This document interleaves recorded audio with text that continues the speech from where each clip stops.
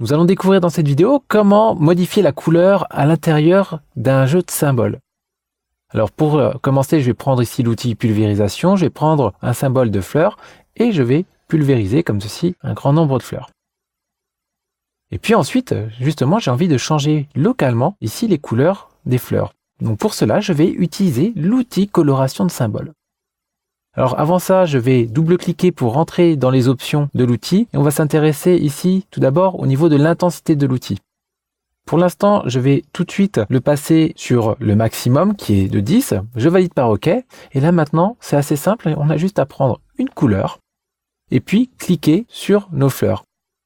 Donc comme vous le voyez, ça change directement ici la couleur. Je pourrais également modifier la taille ici de mon outil. Donc là, je vais faire un outil nettement plus gros. Et je vais faire un clic ici. Ce qui va me permettre de voir que la couleur a agi, mais pas de façon uniforme. Elle a agi nettement plus fortement au milieu qu'en périphérie. Donc ça permet de faire des sortes de dégradés ici colorés. Et puis je peux également appuyer sur la touche Alt et cliquer pour revenir sur les couleurs d'origine. Donc là, je refais plusieurs fois Alt, clic. Et je retrouve bien les couleurs d'origine de mon jeu de symboles. Je vais maintenant revenir dans les options et vous montrer avec une intensité plus faible. Donc là, je vais mettre par exemple 3. Je valide par OK. J'ai toujours la même couleur. Je fais un premier clic et ça m'a amené mais doucement la couleur. Donc là, je peux refaire un second clic et ainsi de suite. Encore un clic et plus je clique et plus je vais ici intensifier la couleur. Maintenant, je vais réduire ma taille d'outil et puis je vais vous montrer une petite chose, notamment si je fais juste un petit clic sur cette fleur. Et que entre temps, justement, je change les options et je me dis, finalement, je veux passer à 10. Mais avant de valider et de tester avec une autre couleur, je vais lire justement les informations. Donc on a vu pour l'instant la touche option pour réduire le taux de coloration, c'est-à-dire revenir sur la couleur d'origine. Mais on peut lire également qu'on peut maintenir la touche majuscule enfoncée pour conserver l'intensité de la teinte des instances colorées précédemment. Et c'est ce que j'ai fait ici, j'ai coloré une instance de symbole. C'est-à-dire que si je prends une autre couleur maintenant, par exemple je prends un bleu, et que je ne fais pas majuscule et que je clique directement, ça va me faire un bleu assez violent. Mais moi j'ai envie de conserver l'intensité de la teinte de la couleur précédente, donc je vais annuler et je vais appuyer sur majuscule et je vais cliquer. Ainsi je vais garder tous les détails à l'intérieur ici de cette fleur.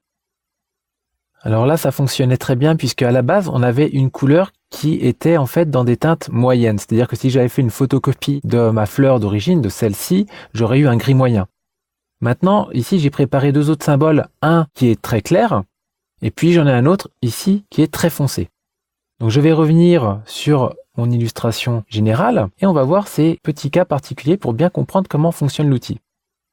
Donc pour cela, je vais sélectionner mon jeu de symboles et je vais chercher à remplacer justement par cette fleur claire. Et je vais donc venir dans le menu local pour remplacer le symbole.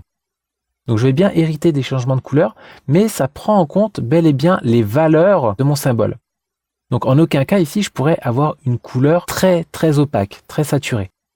Idem, si je viens sur un symbole qui à la base était plutôt dans les noirs, eh bien le noir, je ne pourrais pas ramener la couleur. Donc voilà, il faut bien comprendre ceci. Donc si vous voulez vraiment ramener des couleurs pures, rentrez plutôt dans des valeurs de gris.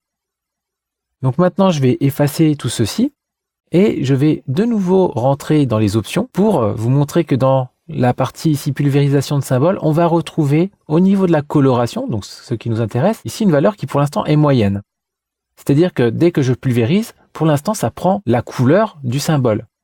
Mais si je demande utilisateur, je vais pouvoir prendre ici un symbole et choisir en amont une couleur de pulvérisation. Et là, directement, je vais hériter de la couleur sélectionnée. Donc ça peut être aussi très intéressant, comme ceci, de monter avec des couleurs qui sont sélectionnées au préalable.